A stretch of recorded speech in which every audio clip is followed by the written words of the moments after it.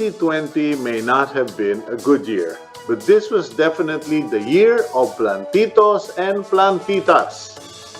But as we get more plant enthusiasts, illegal trade also became rampant. This is the best of Agenda 2020. Now, puntahan naman po natin ang ating susunod na bisita, si ASEC Rick Calderon, tungkol dito sa mga plantito, plantita at magnanakaw ng plants. ASEC Calderon, good morning po. Ayun. Good morning, Cito, no? Yes, sir. I used to read you in newspaper, but I'm seeing you in broadcast now. Okay. And, thank you for inviting me. Okay, well, ASEC, ang balita ko, ikaw raw yung plant expert, ikaw daw yung authority dyan sa DENR. Ano ba itong mga nangyayaring ninanakaw daw? Kasi I remember about 10 years ago, or more, the problem of the DENR were people who were going into the forest, rock outcrops, na kinukuha yung mga halaman na pang bonsai. Pero recently parang nagiging major crime na itong pagnanakaw ng halaman na ASEC. I'm a forester by profession, kaya we are oriented pagdating sa mga ganyang bagay, from plants to trees. Alam mo, meron kasi tayong yung RA 9147, which is the Wildlife Act. It governs hindi lang yung mga hayop, kundi kasama na yung mga halaman na natin nasa wild. And we have identified ano yung mga threatened species na kailangan nating alagaan at kailangan nating i-regulate. Otherwise, baka maging extinct itong mga halaman na ito because of the pandemic. Maraming enterprise kababayan natin. Hindi naman natin sinisisi. Ang importante lang dito, conscious. Kasi sa tingin natin, hindi kanilang mga ibinebenta ay mga threatened species na ng mga halaman natin. Mga anong klase ba itong mga threatened species? Kasi parang ang pinaka nadinig ko na lang yung waling-waling orchid, yung banda sanderiana, parang tama ba yun? Sabi naman nung iba, nako, Cito, hindi na threatened dyan. Binibreed na nila yan sa Thailand. Ang dami na nagbe-breed yan sa Davao. Ano ba yung mga sinasabi niyong threatened, ASEC Calderon?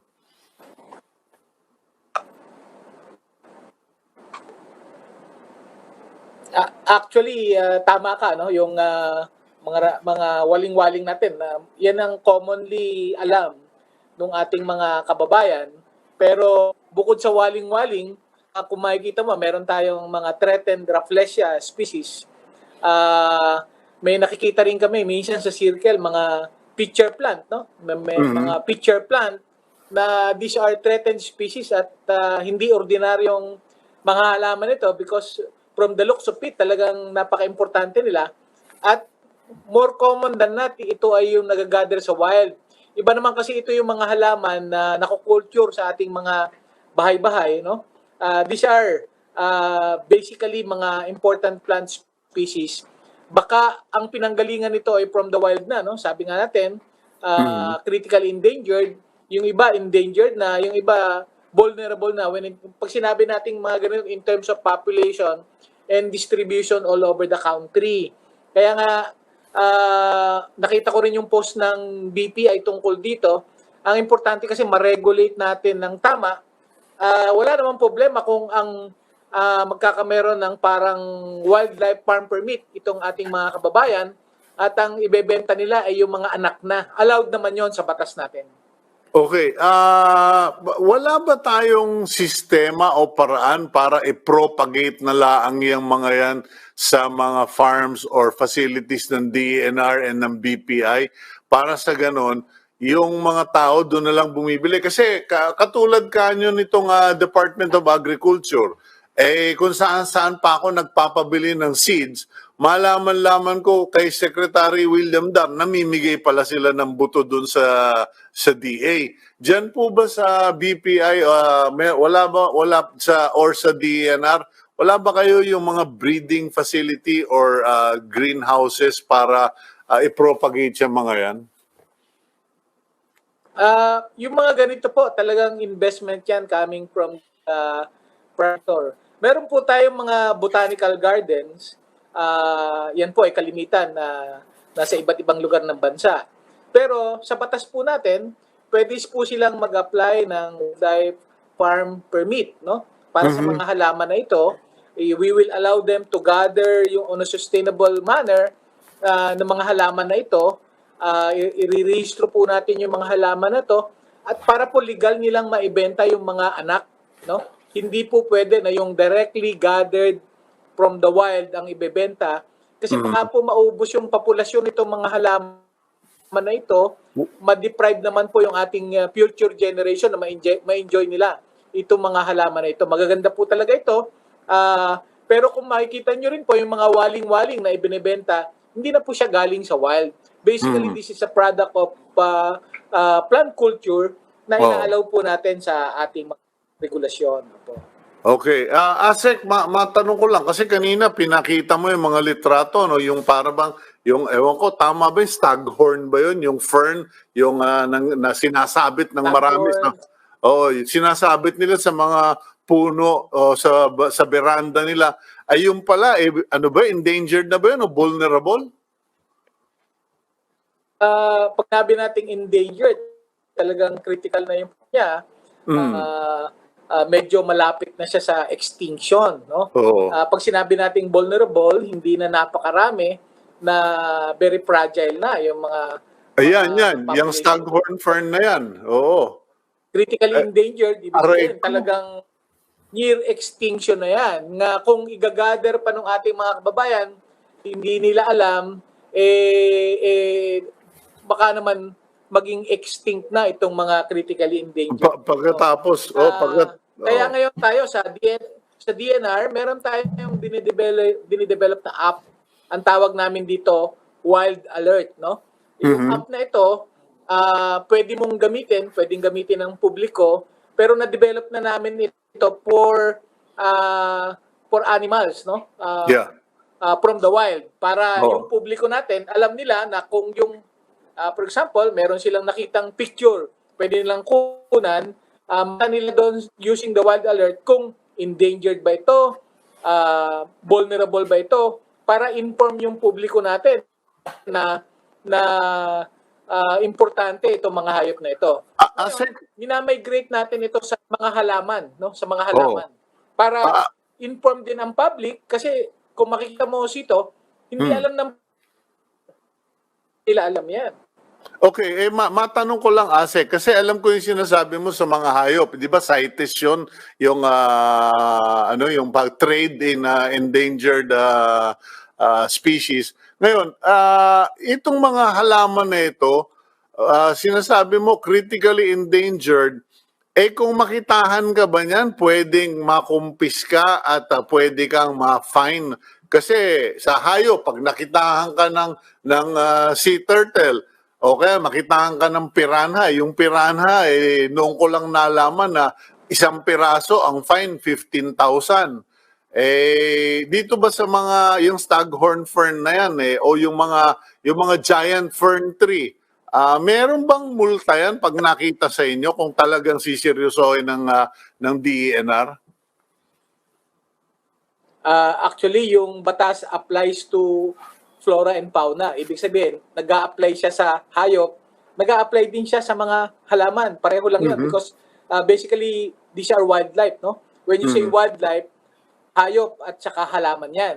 So even yung CITES, ginugovern niya hindi lang yung trade ng critically endangered animals, but it also govern critically endangered flora, no? Kaya even yung mga endangered na ina-export sa atin, they will have to get the necessary CITES permit. And kaya nga hindi pa masyadong alam ng publiko na basically lang adjective and penalty, may criminal liability din. Kaya napaka-importante na alam natin sa publiko kasi alam naman natin yung mga maganda yung mga wala naman silang masama.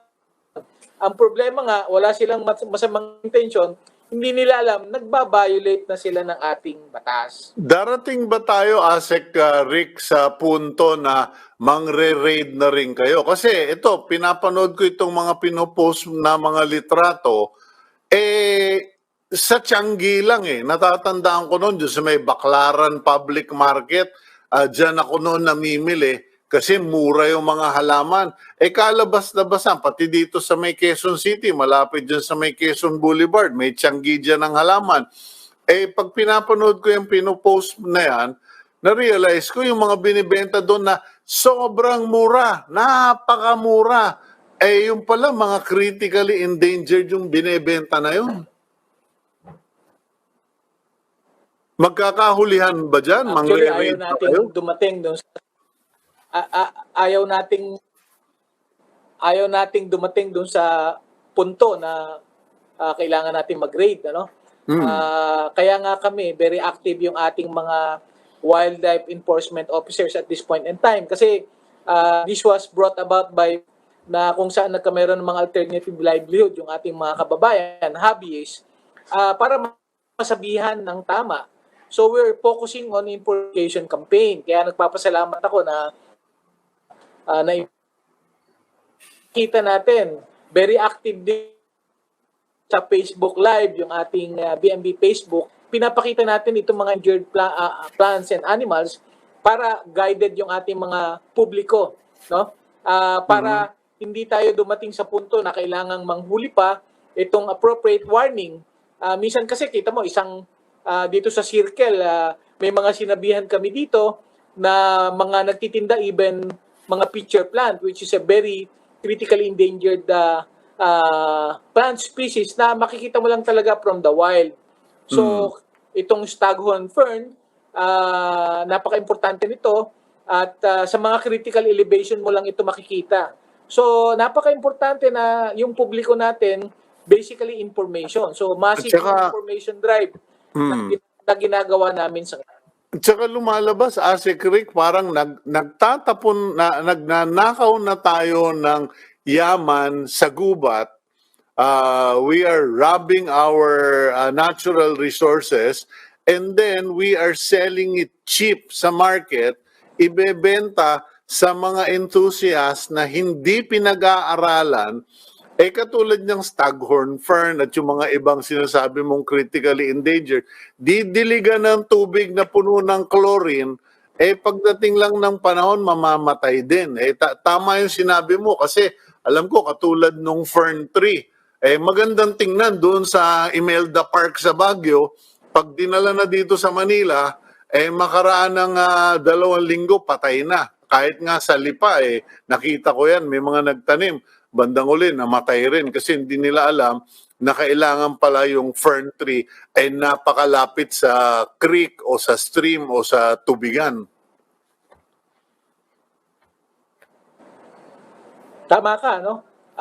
Kasi may yung naman na yan, for example, the fern tree, may station yan sa gubat na doon mo makikita, no? Hindi sila makikita sa baba. But definitely may certain elevation na doon sila, yun ang kanilang natural habitat. Kaya nga, sinasabi ko, mahirap i-duplicate kasi sayang, tama yung sinabi mo, baka mamatay lamang pag ibinaba mo dito or kung hindi mo naalagaan ng ayos, may certain and temperature na kailangan maintain sila, no? Kung ihambing natin sa puno, yung Benguet pine na ginather mo from the wild, sa lowland areas, pero hindi naman siya o hindi siya bulaklak o mamulaklak man siya, ang laman seeds yung kanyang mga bulaklak. Ganun siya. So, kailangang ating mga kababayan tungkol dito. Okay, thank you very much, Asek Rick Calderon, at hayaan nyo, gagawa natin ng paraan na meron tayong part 2 or a second interview na mahaba-haba kasi talagang napaka-interesting nitong concern na ito. This is a national concern, lalo na ngayon na sobrang daming plantito at plantita at magnanakaw ng plant. Thank you for the information you shared. I am sure our viewers learned a lot today. Thank you very much, Asek Rick. Salamat, Cito. Thank you. Okay, that's Assistant Secretary Rick Calderon.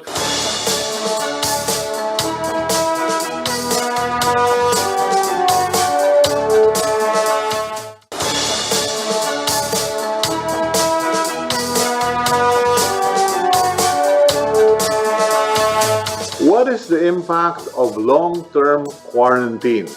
We talked about various effects such as strains in relationships and the Zoom fatigue. This is the Best of Agenda 2020. Let's speak with Aiza Tabayoyong. She's a family and relationship coach. Aiza, good morning. Good morning, Cito, and to all our followers and viewers out there. Hopefully staying home still. Okay, well, when all of this stay-at-home thing started, people were saying, well, that's going to be great for husbands and wives, for families. They're all going to get very intimate. They'll spend time, no distractions, etc. But from the looks of it, in China, reportedly, there have been more filings for divorce than ever. Globally, there have been, sadly, and that is the sad part of it, there have been more reports of domestic violence. What's going on? Akala ko ba that family that prays together stays together? Eh ngayon mukhang WWF na. Yeah, World War III is on the ground, but it's starting in the household. Yeah, well, coming from your premise, maybe in the first place they're not praying together. That's one activity they could have been doing to keep the peace. I doubt if they are. But I think being forcefully stuck at home with people you don't like or you're not living harmoniously with will bring out really some issues that have been swept under the rug in the past few days, in the past few years that you're together, because you're able to escape to work, children are able to escape to school, but now they're really forced to face their issues.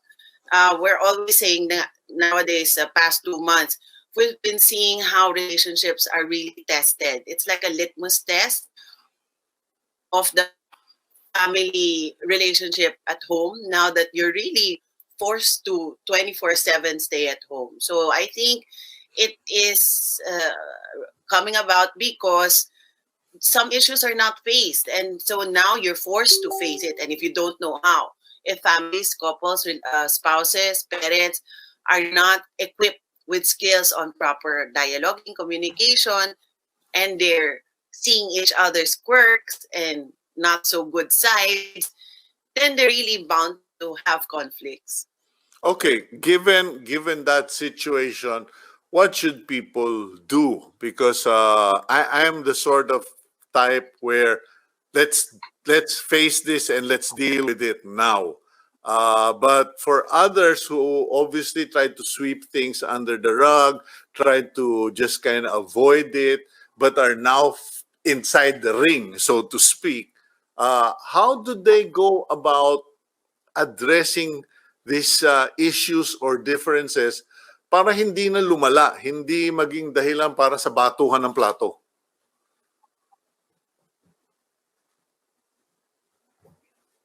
I agree. In the first place, when tensions are high, when emotions are high, please pause. Please give yourself a time out. So I'm addressing either parents, spouses, or the children. Do not engage. Because most likely, when we're angry, when we're upset, and we continue to engage our family or loved one, we will be saying things or doing things we will regret. That's when domestic violence happen. That's when people shout, ayoko na, hiwalay na tayo, mag-file na tayo ng divorce or annulment, especially in other countries. So when things get high, we really recommend take a pause. In our language, we also have this word halt, HALT, which means when you're hungry, when you're angry, very angry, when you're low or you're feeling tired and time constrained, stop everything. And then breathe. And then formulate really how you will communicate what you need. because understanding your triggers, understanding people's triggers is crucial. So you'll be able to make requests. You'll be able to express yourself in an I message. We call it I message because it's reporting what you're feeling instead of just accusing people. Ikaw kasi, hindi mo ako pinagluto. Ikaw kasi, lagi mo ako iniistorbo. So those are you messages which will make our loved ones go on a defensive. And they'll Yeah, just kasi be to defend and fight back. kasi kumisan when we just say what we think and what we feel, half of the time what we say it's not what we really meant or how we meant it, and we just make things complicated. But here's the other problem. From, in the generation of text messaging, we've also discovered that sometimes when you write it down, like in an iMessage, it is void of filters, and lalo na pag in-all caps mo pa, parang suntok na rin ang ginawa mo. What's a balance? I was just thinking, would it be better for people to write letters and then to rewrite the letter and to rewrite the letter again? Kasi coming from a family of writers, sometimes the best writers can be the most hurtful writers.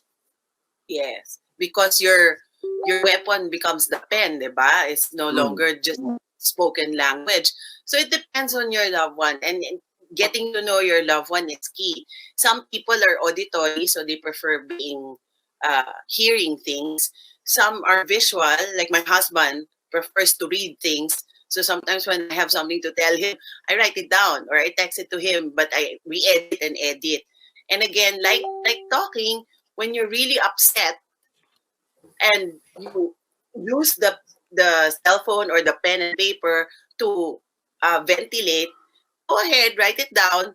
But before sending it, before giving it to your loved one, edit it. And sometimes we tend to say hurtful words, bad words even. Re-edit it and then cross out all the expressions of anger and just pick out the things that are important in expressing how you feel and your needs. And it's usually the needs. So we really recommend either, especially when you're at home, face to face, pwede namang you've written it down and you can read it to the person or give it to them and then follow it up with a conversation or a dialogue. And when we say dialogue, that entails a lot of listening.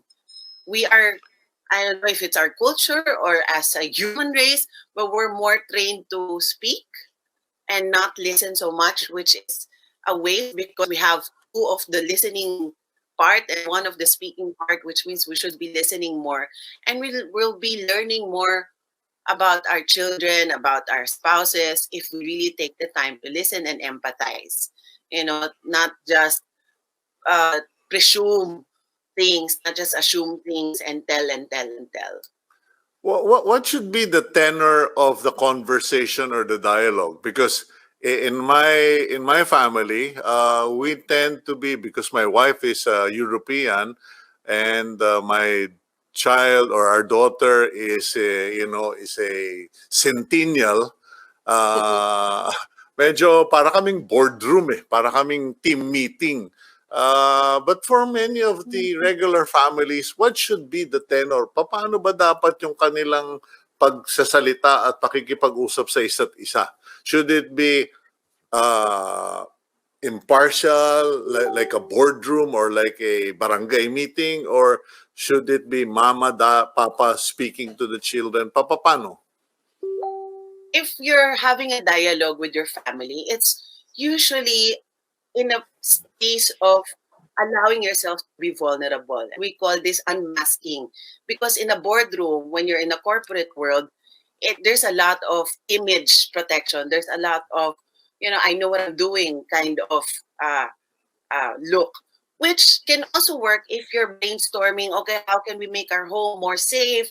What are the different chores we need to delegate among each other? So medyo brainstorming hat and corporate hat. But when you're revealing how you feel and when you're sharing your deepest needs and triggers and unmet needs, which may be again triggering each other, it's a a theme and mood of safety and allowing each other to be vulnerable without the danger of getting more hurt. So it's really, it's more of I love you unconditionally and you can be whoever you are. But it also takes filtering words that are not accusatory. It's more on when this behavior happened, I felt this. When you did not put the toilet seat down, I felt disrespected. Instead of, ikaw talaga, wala kang konsiderasyon. That's more judgment as compared to reporting how you feel. You know, when you guys ate ahead and you didn't invite me to eat, I felt sad. So that's reporting. Instead of, you don't care. All of you, you just care about yourself. Then that's more judgmental and will not make it safe. So that's the theme. And hopefully the intention is deeper understanding. The intention is better harmony in the family instead of proving to each other, I know more, I'm better, I deserve more attention, I deserve more food, you know, Okay. or I should be followed. So if that's the intention, having more understanding and being more love filled in the home, then maybe we will create a safer place and fun. Make it fun. Have activities that will really create good memories. Okay, Isa, there are two things that I keep hearing about a lot nowadays. And one is the parental frustration or partner frustration, where madidinig mo yung bata, I want to do this, I want to play with my friends, I want to go out, I want to go to the mall.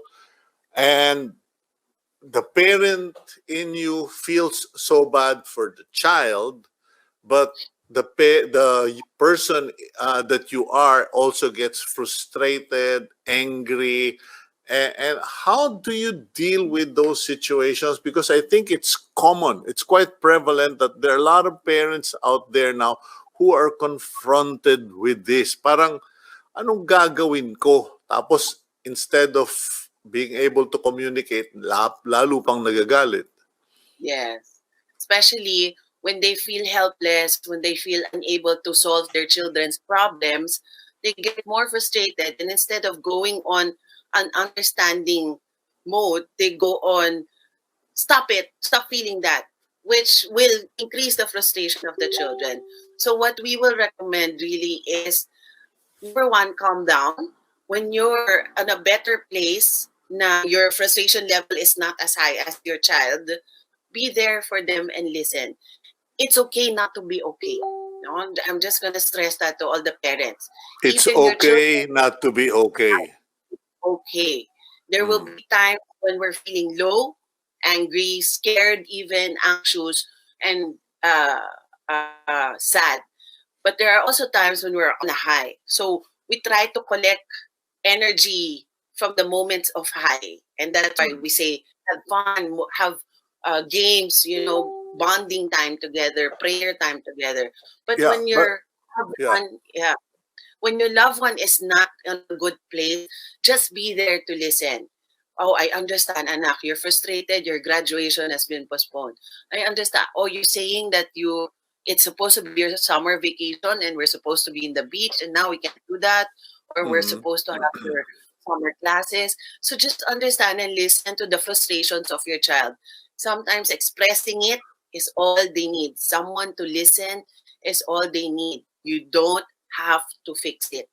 In What fact, what go ahead, yes, sir. In fact, in fact, you can accompany your child in finding solutions to the problems. For example, so after they've expressed missing their friends or missing going on basketball camp, so summer kasi may mga ganun, 'di ba? Yung mga mm, lessons on different sports or art, ganyan. So what do you like about that? So because I miss them socially, I want to be with them. Okay, is there another way you can be with them even if you can't be with them in the camp or in the lessons? Not physically. Maybe we can do a phone call them on a landline, or maybe there's some online learning Yeah, you can. you just gave me an idea for my brother-in-law, Eric Altamirano, who does e-coach, because you could actually Yes, do a Zoom shootout. You know, put up right. Zoom, put up the cameras, and in front of the basketball ring, and paramihan ano kayo, mag-game kayo ng 21. That's what we used Correct. to do when we were young. But Isa, I just want to ask you a quick question, because what are the dangerous things that people do under quarantine? Kasi kami, like me, my wife and my daughter, we're handy people, or I'm a handyman. My wife and daughter are artistic persons, and they're doing so many things all the time. I'm doing a lot of projects. I come up with more projects than I actually I am completing at the moment. But someone pointed out na mabuti pa kayo, but I said, mabuti sa amin, but for others, it might not be a good thing because they might be hiding behind busy. And Yes. that's again, you're just doing what you were doing going to work. You were being busy at work. Don't try to be busy at home again. Could you just push on that topic? So you maybe the balance of being productive and the balance of finding still time for the family. So ganun din yan, even when we were not in lockdown, if you were always escaping to the busyness of your work and now you're escaping to the busyness of different projects in the house, then you're not addressing the needs of the family. And that's why nga, pag ganyan, you're forced to be together without being busy, you don't know how to treat each other. So I think one, there is recognition of the need for family time. So I would say that you make requests, and I have this in 3 R's. You know, make requests. Respect first. Respect the need for the other person. Let's say to be productive at the same time. Respect the need to connect with the family. Then request. Make request on, I miss you, daddy. I miss you, sweetheart. I miss you, darling. I miss you, my child. May I have some time with you? So make that request, because instead of, again, accusation, you don't miss me. You don't want to be with me anymore. You're always in front of your tools. You're always in front of your paintbrush or Mm. your piano, whatever you're busy with. Report, I miss you. I feel sad that we're not having that connection anymore. So So you're respect, request, and request and redesign. Number three, redesign your schedules, your home arrangement. Maybe when can I have my fun time with you? One with your spouse, one with each of your child. We recommend one-on-one dates so the connection will be stronger. And then family dates as well. Group yeah. games. Well, right now that's going to be a bit tough unless we start labeling each room Boracay, Siargao, etc., or Baguio. But in any case, Isa, yeah, thank you very much for joining us this morning. You are a source for a lot of ideas for our homebound viewers, and thank you for your inputs today. Thank you also for this opportunity. I just recommend to everybody, think out of the box, get creative. This lockdown is an opportunity also to bring our families to another level, a deeper Okay. level. Okay. Thank Stay safe. Stay safe. Stay strong. Stay healthy, and God bless you. That's you. okay. That's Miss Isa Tabayoyong. She's the lead consultant and resource person at Love Institute. Let's bring in Dr. Camille Garcia. Pag-usapan natin itong sinasabing Zoom fatigue. Dr. Camille Garcia is a registered psychologist, works at the Clinic of the Holy Spirit. Dr. Camille, good morning. Hi, good morning, Cito. Good morning, Agenda. Okay, alam mo, may mga umiiyak sa akin ng mga kaibigan ko. Kanya buti nakuha kang guest ng team kasi they're saying, Kuya, mazo-zoom out na ako, nababaliw na kami, walang tigil, ang lulupit. Para bang, because of Zoom, everybody forgot that, there are set working hours and there are certain schedules to or appointments to be observed. Parang wala nang breakfast, lunch, or dinner na no do not disturb. Ngayon, walang pakialam, basta i-zoom ka. Could you share with us your thoughts on Zoom fatigue? Okay, siguro kaya nagkakaroon ng Zoom fatigue, nung umpisa ng Zoom, wala pang mga may premier accounts, 45 minutes, which is talagang tantamount to saying na yun ang kayang i-absorb ng brain na kung merong mga input, talagang yun yung time na ito, hanggang 45 minutes, kayang i-absorb yun. Pero, pag sumobra doon, talagang sasabihin na natin, bakit yung iba hindi na kaya kahit magte-take down ng notes. Ang nakakalungkot kasi dito, first, yung iba maliliit lang yung nakikitang frame ng tao. Pangalawa, yung iba sabihin na natin nagpapatay ng video. Ang makikita mo blank lang, pero nakikinig naman. So kung ikaw yung halimbawa nagre-present, it is so difficult dahil kasi tayo natin yung mga nagre-present napaka non-verbal yan tinitignan nila kung ano talaga yung reaction ng bawat isa. Unang-una, ang nakita mo mukha lang, hanggang dito pa. Tapos, hindi mo alam yung mga pagtatap-tap ng mga ballpen, o kaya naman yung parang fidgeting and everything. It makes you parang feel na, tama ba yung ginagawa ko? Tapos, kung ako din naman, yung sabihin na natin na nakikinig, hindi mo gusto mong maging mabait na parang sabihin natin hindi ka halata na hindi nakikinig medyo kaya nagpapatay ka ng video. Tapos kung ano naman sasabihin natin papakita mo ganun, may picture lang. Di ba minsan iba picture lang yung pinapakita nila. So definitely yun isa na yung sa factor. Pangalawa, para bang sunod-sunod, may Zoom meeting sa ganito, sunod na Zoom meeting. Samantalang pag ordinary nagtatrabaho ka, mayroong limit na ito yung meeting and then merong hanggang ganito lang yung oras ng meeting. Kaso ito parang inaantay mo lahat. Tapos pag sasabihin ganun, we'll try to wait for yung kasi mag-i-enter si ganito. Tapos yung titignan may oras, 45 minutes, 2 hours na pala, tapos nandito pa rin ako. Nakaka-drain ng utak. Mas lalong walang pumapasok. So ang tendency, sabihin na natin pag ganyan, hindi ka pagod physically, pero mas mahirap if your brain is pagod. Because once na ang brain mo ang napagod, mas walang pumapasok, mas nagiging unhealthy mentally, which can cause possible mental health issues. Yun yung nakakatakot doon. I thank you so much, Dr. Camille. Alam mo kung bakit? I've been experiencing that. Yung bang pagod ka pero hindi mo maintindihan bakit ako pagod. Nasa bahay lang naman ako. Nagpo-programa lang naman ako sa TV. And then I realized yung sinabi mong points hindi mo nakikita yung physical gestures, yung signs ng mga kausap mo.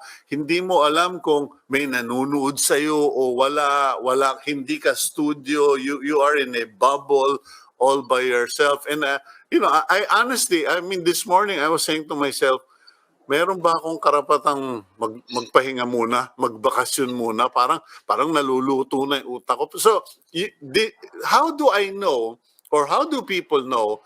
Kasi this is like a Zoom meeting in itself, no? Now we're doing it online. How do people know that they're suffering from Zoom fatigue? Okay, it's just like saying may burnout ka.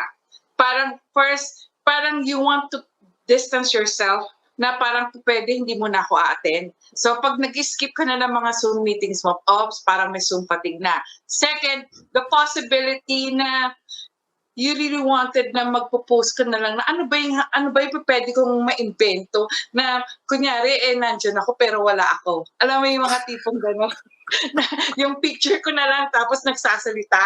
Tapos and then yung mga possibility na makita mo palaging nag-change ng background. Tapos para sabihin na napakaayos ng background pero hindi naman pala yon yung gano'n. And then definitely one thing, yung iba, ito na lang pang itaas ang sinusuot. Hindi na sila yung tipong careful na parang when you go on na parang nasa studio ka na talagang nakabihis ka talaga, or in fact there are some instances na kahit sa pag-aaral, even the kids, it's so difficult. Remember, paggamit ng mga gadgets per se, merong time limit yan eh. Kaya nga, for you to be able to absorb any learnings or for you to be able to catch the attention of the audience, may time limit. Kaya nga, di ba, kahit sa mga telenovela, 30 minutes lang siya, pero na-extend lang siya ng commercials. Just the same, pag yung ganyan, mga limited na, merong mga breaks for reason na talagang yun yung makakatulong sa'yo para to be able na parang, ay, makahinga ng konti. Because when you breathe, ang tendency, it's a resting period and it's a time para yung mismong utak mo, physically and mentally, medyo rested ka. So by the time na mag-on-air ka na naman, oops, ayos na naman, yung ganon. Unfortunately, pag sa iba, kailangan tuloy-tuloy kasi, oy, recording to, ganyan-ganyan. So, yung mas matindi yung anxiety, and then when it escalates to a more stressful thing, matidepress ka kasi feeling mo parang hindi mo na-achieve yung dating nagagawa mo. And once na nagkaroon ka ng depression, syempre papasok lahat yung mga negative thoughts, mawawala yung motivation, mawawala yung drive mo, and then it will completely emotionally numb you. Na parang, ano na to, ba't parang hindi na ako nakukontento dun sa ginagawa ko. Kaya tuloy ikaw mismo sasabihin mo, pwede leave mo na ako. Parang ganon. So, kung medyo, if you, kumbaga, yung storya, ano ba yung storya na sabi nung lalaki, ayokong pumunta sa simbahan. Yung mga tao doon, hindi ko gusto at hindi nila ako gusto, etc., etc. Then sabi nung asawa niya, okay lang sana, ang problema, ikaw yung pare eh. O ikaw yung pastor. Tama.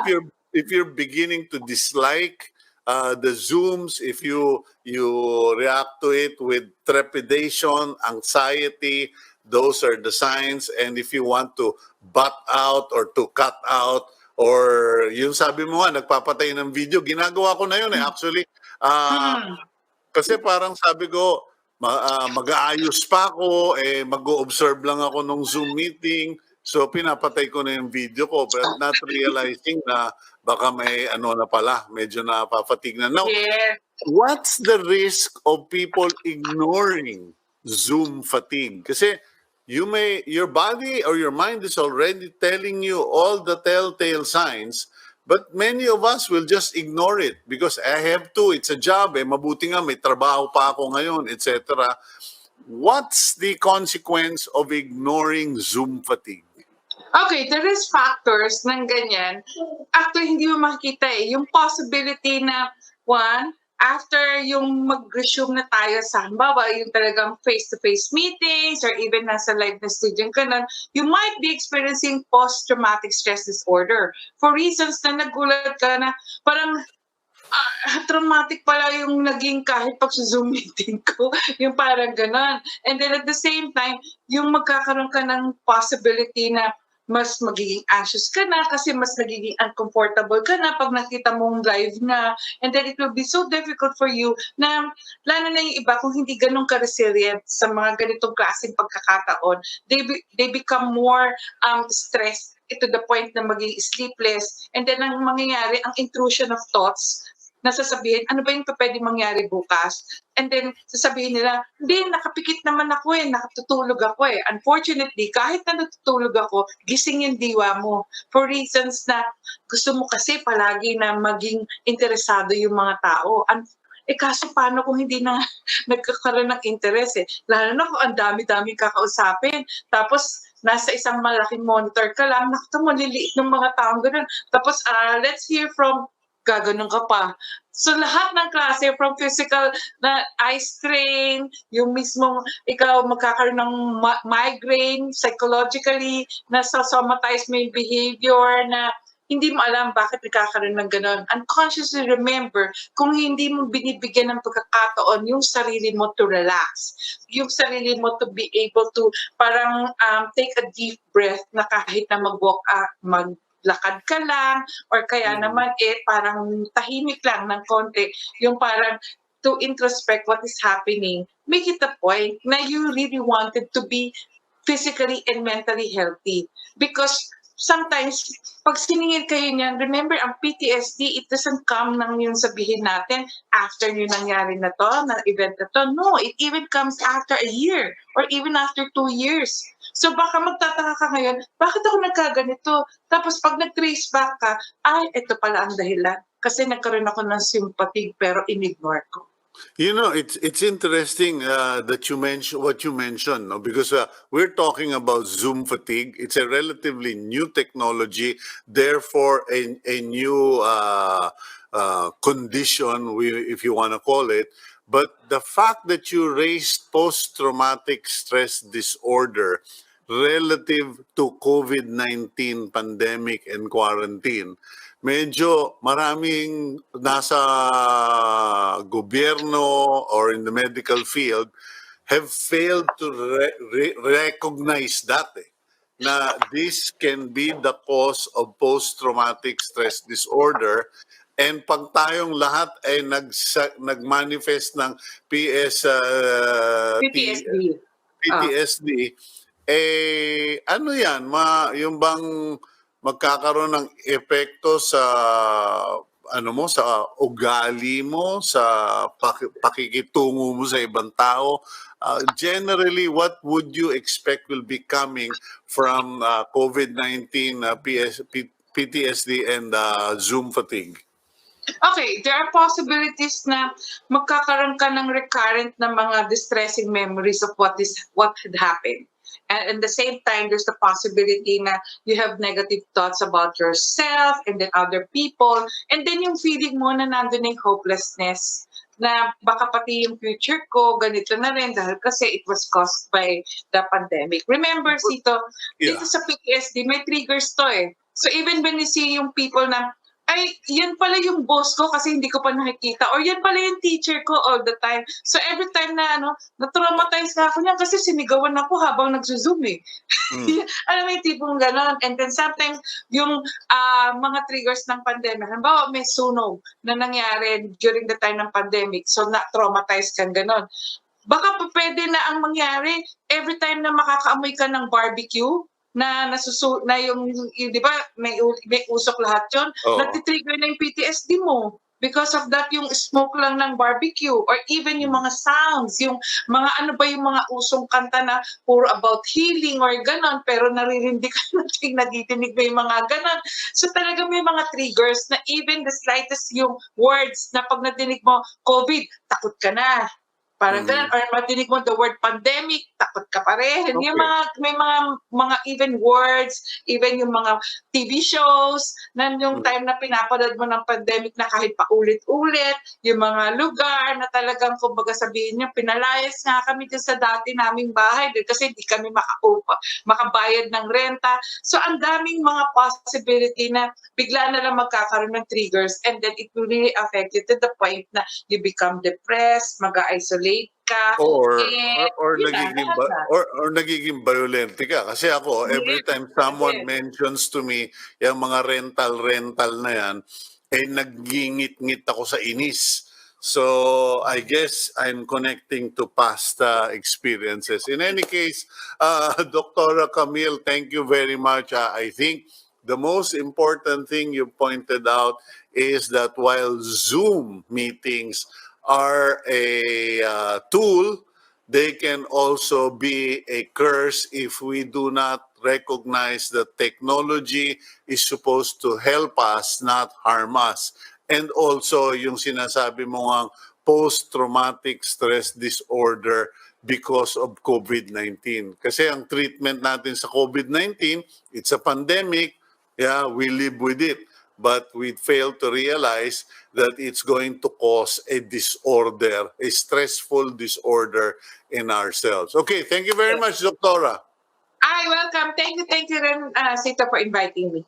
Okay, yan po si Doctora Camille Garcia, psychologist.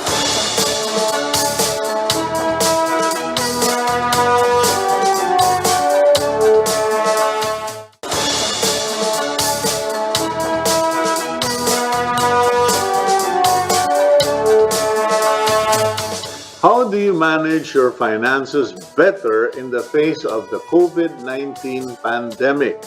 Let's talk about how some Filipinos persevered through side hustles and new investments. This is the Best of Agenda 2020.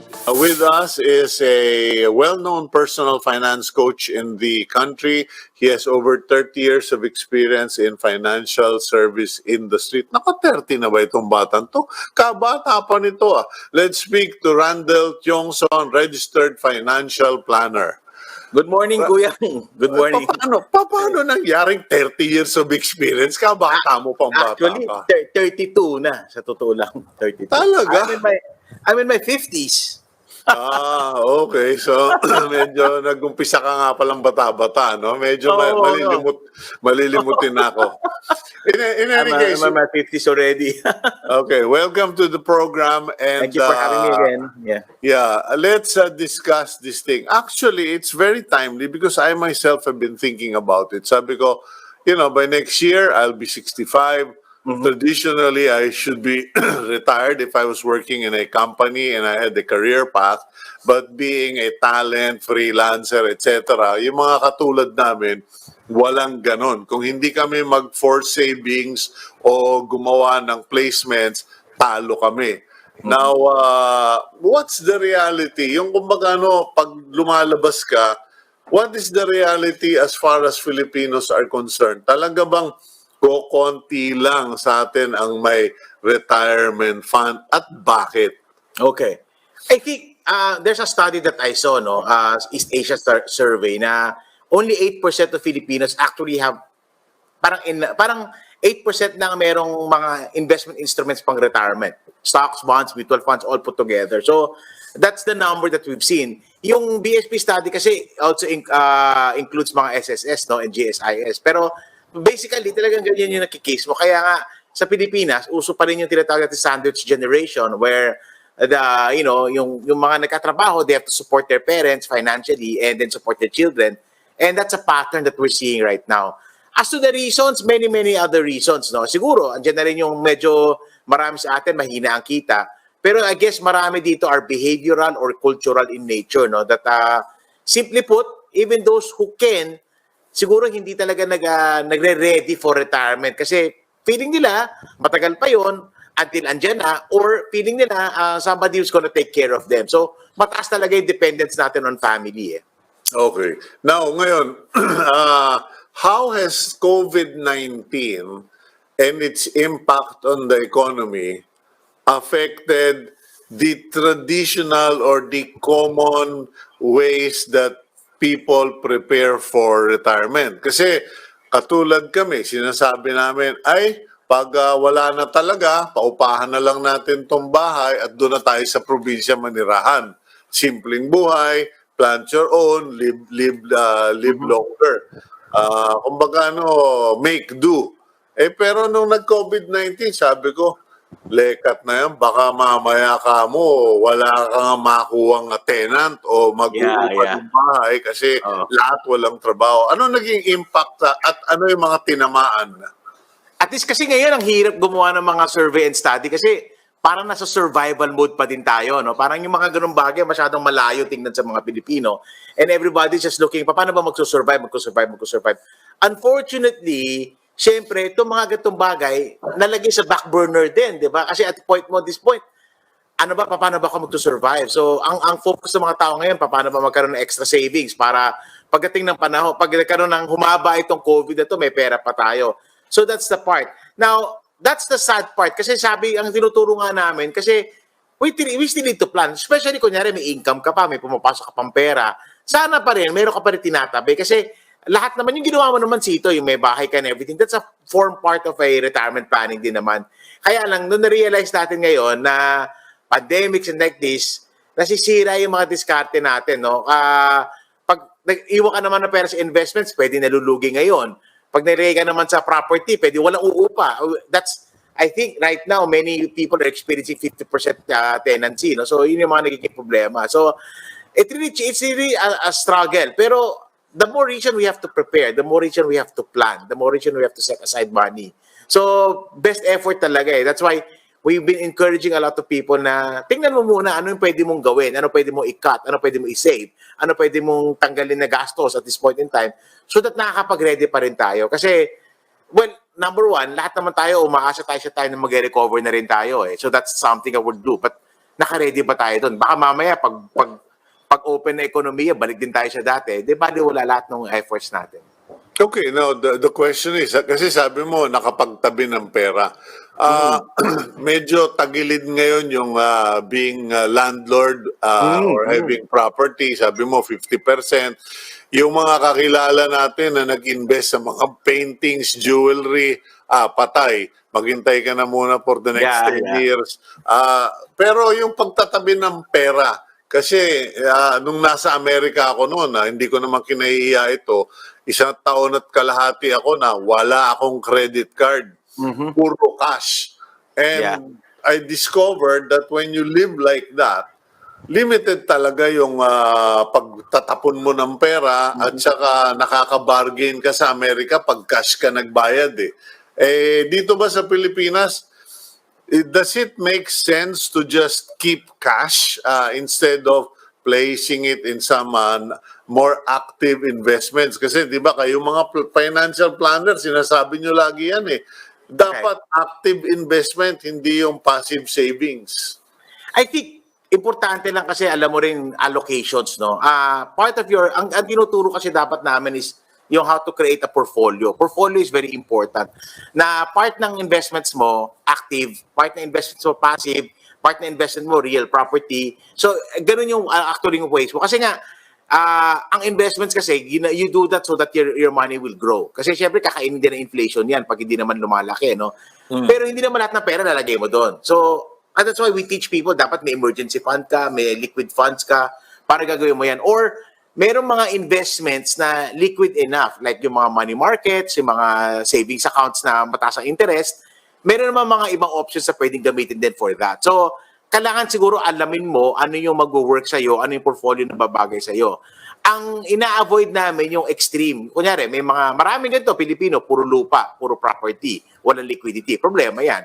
Marami naman tao, puro investments. Tapos, syempre, volatile naman masyado. So, pag nagigipit, magbebenta ng palugi. So, ang kailangan yan talaga, balance talaga. May liquid, meron yung talagang active investments, meron kang mga real estate. So, you wanna be able to do that. Mahirap kasi, kuya, mahirap magplano pag titingnan mo itong pandemic lang kasi extraordinary times, no? So, what we do is you prepare for times like this, pero you also prepare for times of good times. Yung paano natin i-grow ng tama. Ano ba dapat ang pag-iisip ng tao? How should people behave nowadays? Kasi I have friends who have essentially cut back drastically. They've cut back their use of electricity. They have cut back, isang kotse na lang ang ginagamit. Yung iba, nagbenta na ng mga gamit, etc. Is cutting back really an essential move at this point because of the pandemic? Or ano ba suggestion mo? Kasi kuya, alam mo, minsan yung mga nagka-cutback kasi they lead a life of excesses also. So parang na-realize sila, hindi ko pala kailangan. To begin with, they were living excess. Example, you have 3 cars, 4 cars. Diba na na-realize mo na, hindi ko pala kailangan yun. Tapos ngayon, naiingay na problema tayo. So again, cutting back is good, no? Kasi gusto mo, umaga, nakikreate ka ng armor ngayon, eh. Nakikreate ka ng armory. So, para pagdating ng panahon, meron ka pang pera.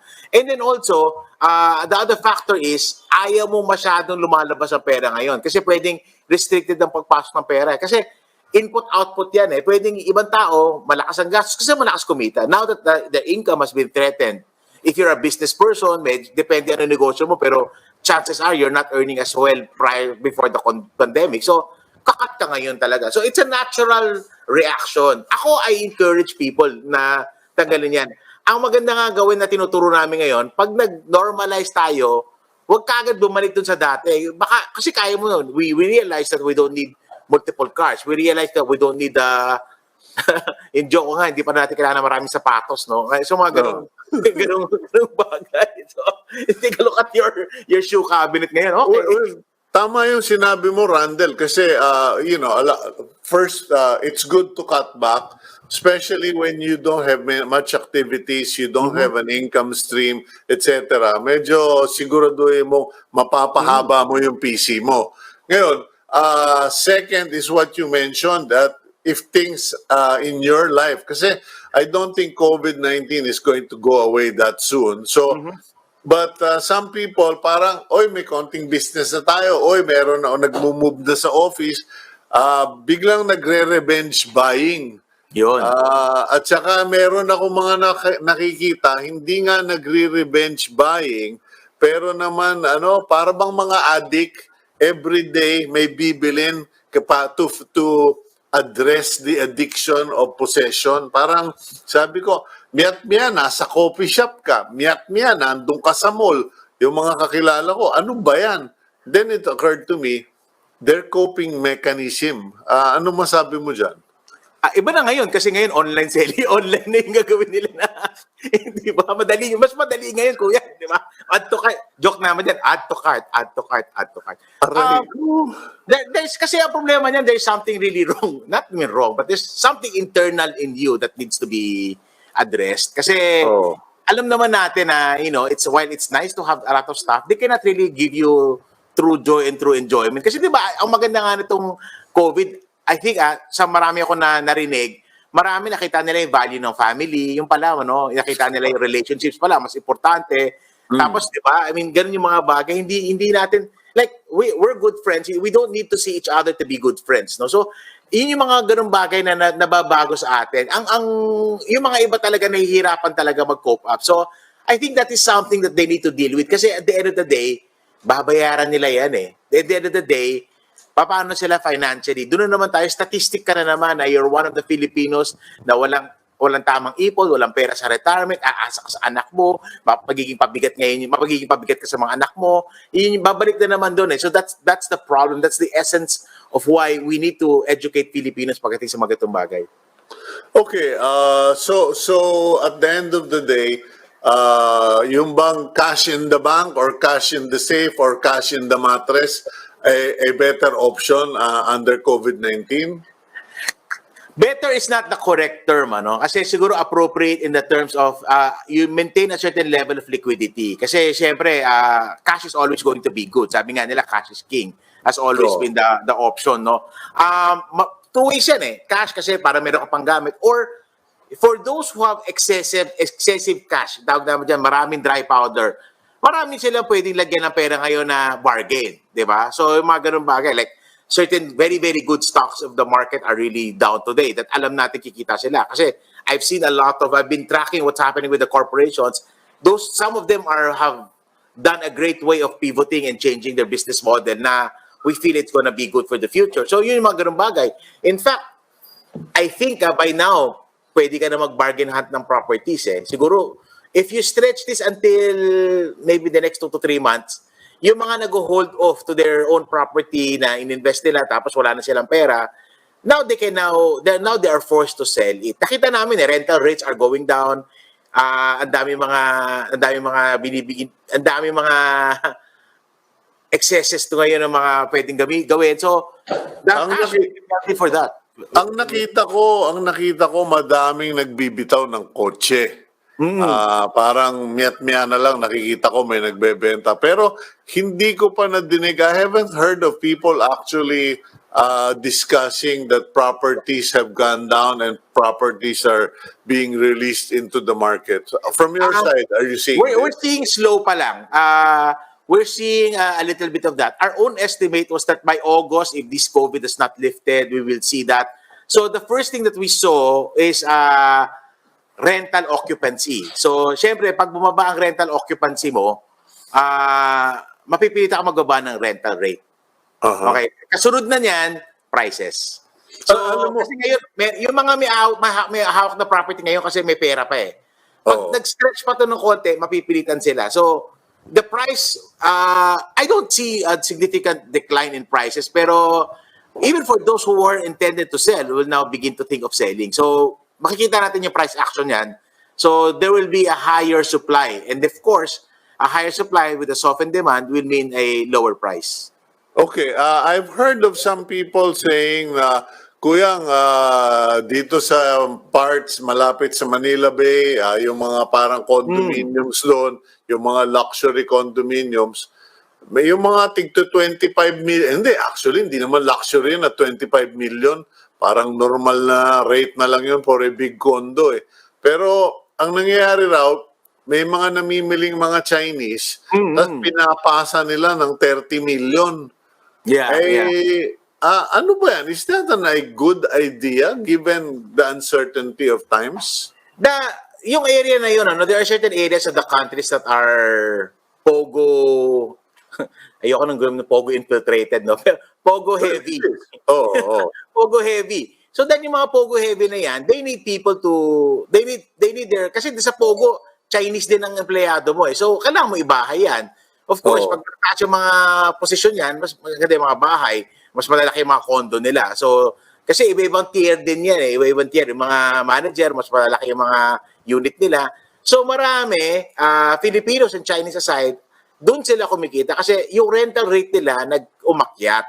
So, kaya rin naman umakyat ng mga price. To a great degree, the property boom in the Philippines, at least in the last 5 years or so, were driven mainly by the POGO, no? Not the BPO anymore. Well, some people look at the POGO as BPO, no? Parang ganun yung situation nila. So, marami din nag-speculate. Marami din kasi sa condo, pwedeng 50% foreigner, no? Kaya nga, pag nagbenta isang developer, lalo na sa Bay Area na yan, ang problema nila kasi benta kagad, 50%, ubos na kagad ng Chinese yan. So, kaya tapos iba, ilalagay mo na sa pangalan ng Pilipino, maraming mga ganyang situation. Now, ang question is, will we still have enough POGO activities in the coming years to warrant that number of properties that they have bought? And that's gonna affect price. In a way, may konting bubble eh. In a way, may konting bubble. Kaya na sinabi mo, Kuyang, 25 million, hindi naman ganun kaganda yung unit, hindi naman ganun kalaki, di ba? Parang, tapos yung mga rental, I mean, you know, in one of those villages in, there's, I think only one, they can rent the house as much as 1 million a month eh. So parang, di ba? Mas mataas pa sa Forbes Park yung mga rental nila doon eh. So, yan yung mga situation. Now, can we sustain that? Yan ang nagiging issue. Yan yung, dyan na natin makakita ng mga problems in the future. Is it the right time? Kasi alam mo, maraming mga online registration daw for companies, etc.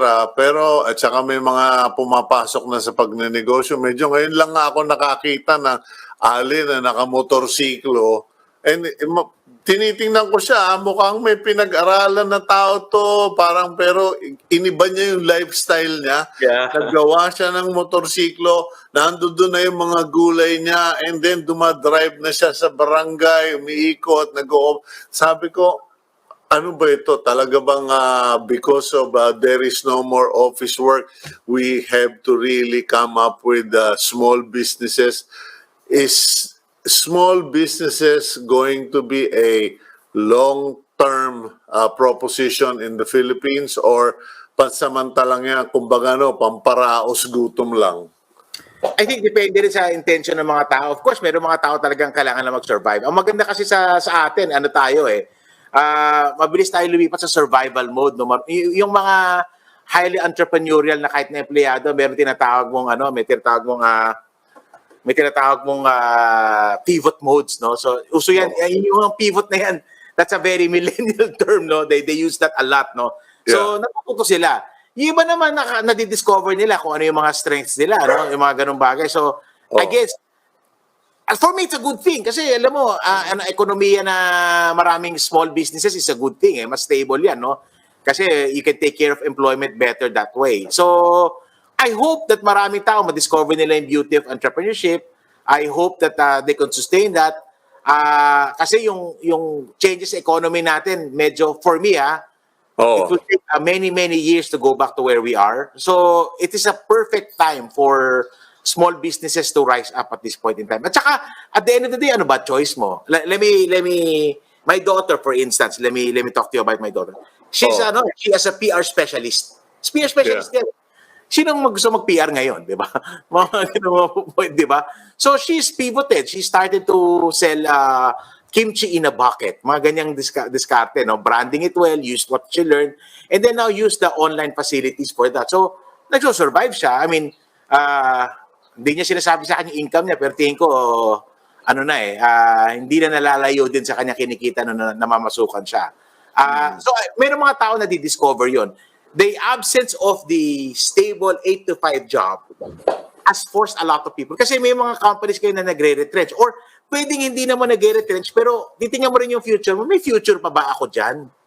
Diba? I mean, iba yung nasa-survival ako, sumisweldo. Iba yung meron akong career path. Kung nakita ko wala akong career path, and the younger people ngayon, medyo ganun sila pumivot. Pag wala na sila nakitang career path, wala na silang fulfillment, kikilos yan in a different way. And that's what's seeing right now. Kaya nga yung aking, yung aking Facebook Messenger, kung ano-ano inaalok sa akin. So, what are the opportunities that you are seeing out there for investment, for financial security, etc.? Kasi parang napansin ko, everybody's going into food or into delivery. And sabi ko, pag lahat kayo nagpunta sa pagkain, magkakaubusan din kayo dahil there's only a limited number of customers.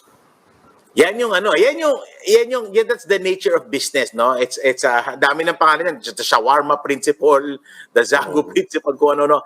Kasi, mag-move yan towards trends. And then eventually, if you know how to run your business, when the trend has died down, remember, the demand will go down. Natitira dyan yung taong marunong magpatakbo talaga ng negosyo, who's able to build scale and so forth and so on. So, ang mangyayari talaga yan, ang tao maghahanap talaga yan kung ano yung existing trend. Along the way, we pray that these people learn good business principles, business sense, so that they can survive and continue to do that. Or, meron talaga mga trend. Itong kaibigan ko, digital seller siya. Yung products na binibenta niya, nagbabago. It follows a particular trend. So, hindi na product-centric yung kanya, but distribution-centric na yung business niya. Na-gets niya. So, sabi niya, kuya, hindi naman, kunyari ito mabenta ngayon. Alam ko, next one, hindi na mabenta yan. So, it's an evolving thing for a lot of people. Ngayon, uso pa food. Pero ano ba nangyayari ngayon? Natututo na mga tao magluto. Ngayon lang natututo magluto. No? Natututo ng mga tao magluto ngayon. Kaya nakita mo yung mga, I joined some of the forums, no, yung coffee home brewers, sobrang active niyan. So, kasi nga, natututo na sila. So, there will be trend that's coming out. So, basically, may mga general naman. Anything that's digital will be good. So, you've seen certain companies pivoting to certain digital movement globally and locally. Certain big businesses have already evolved. Like, say, for instance, certain big conglomerates are now doing more power, more those things, which they feel is really more important, no? So, lalo na yung mga conglomerates na real estate heavy. So, tinatrack namin yan eh. So, nakita namin, may mga pivot moves pala to. Even before the pandemic, they realized that they are too heavy, no? Kunyari, any company na nakita mo 70, 80, 90% of your business coming from your mall rentals, you know that eventually, even without the pandemic, that is not a sound thing. So eventually, they began to change. And that's what's happening to a lot of people. Yun yung sinasabi mo, palitan, medyo lawakan mo yung portfolio. Or yung damihan mo yung pinaglalagyan mo iba't iba ng pera mo. Ngayon, matanong ako, nabanggit ko yung salitang pera. Kasi yung BSP, meron sila yung pera fund. Paki-explain nga, ano ba yung pera fund na yan? Tama-tama, no? Ako yung ginamit nila speaker nung launching the other day. Ganun ba? Kaya dami tumatawag sa akin ngayon tungkol sa pera, no? Pero kasi actually, it's not a new law. It's an old law that was passed on. It's called the Private Equity Retirement Act. So ito, mini-mirror nito yung kamukha na sa mga Amerika na 401k, IRA, sa Australia, mga superannuation. So basically, it encouraged Filipinos to invest money for the long term, certain instruments, and then may benefit like a tax credit. So you get a 5% tax credit you can use for your income tax, and then the investments na lalagyan mo diyan will not be taxed. So basically, incentivize siya to do that. Voluntary pa rin siya. This does not form part of any of the, kasi meron tayong Retirement Act, no, na na companies are supposed to give retirement to people at a certain point. Ito is a supplement. So ito yung mga kasi iba kunyari ayaw naman, kunyari limited na options mo sa SSS or sa GSIS. So ito is a private initiative for the financial institution. So ang maganda rin kasi dito, Kuyang, na force tayo mag-prepare for the future. And then of course, dahil nga may benefits yan, hindi mo basta-basta mapupull out ang pera mo. Pero paano labanan? Kasi hindi ba parang may bibiling kang certificate or something? Paano ba labanan? Okay. So basically, para ka nag-i-invest din, except that pumapasok doon sa pera para siya ma-qualify as a pera. So it's the similar instruments, UITF din, mutual fund din, insurance din, pre-need din, same products, except that hiwala yung proseso niyan, hiwala yung books niya, hiwala accounting niya, kasi nga doon sa tax credit. So depende na yan kung ano yung papasukan mo. Unfortunately, very limited pa yung options ngayon. Kasi pag punta ka sa abroad, pag sinabi nilang 401k, sobrang daming pipilian. The pera is not an investment. The pera is a tax incentive for people to invest more and save more, na designed for retirement. Kaya may 555 yan. Penalized ka, hindi mo babalik mo lahat ng tax credit mo, mata-charge ka, pag tinanggal mo yung pera mo earlier than 5 years or earlier than 55 years old. So 555 rule yan. So dapat naka 5 years ka na at umabot ka na sa 55 para forced ka not to touch these things para na mapakinabangan mo ng gusto. Okay, so magkano yung kapital na kailangan mo para bilhin yan? Wala nga, depende na ngayon sa produkto binibili mo. And maganda ngayon, may mga investments ngayon 500, 1,000 a month na lang. Binaba na talaga nila. Pero may cap yan. You up to contributions that can get the tax benefit can only be up to 100,000 a year for us and 200,000 a year for OFWs. So may cap and limit din yan. So kung may 100,000 ka, pwede kang bumili nitong pera bond na to. Hindi, kahit na 10,000 lang, 5,000 lang ang pwede. Pero yung benefit mo hanggang 100,000 lang.